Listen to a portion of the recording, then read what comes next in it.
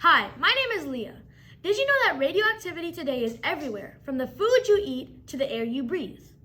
Your own bodies and bones even contain radioactivity. Radiation can affect childbirth and even kill you slowly. Well, me and my friends created a drone that could possibly prevent people from being exposed to radiation. It will work with its Geiger counter. A Geiger counter detects how much radiation is in the area. It uses fans and tilted wings to navigate left and right and up and down. Our drone sends signals of the radiation data through its radio back to our operator. Its special feature, the automatic self-destructive trigger, destroys the drone itself instantly in a matter of seconds, as it will be radioactive. Our drone has the ability to pierce through air with its two front and back apexes. This is the radio drone, and we're radioactive. Our creation and us can change the lives of millions.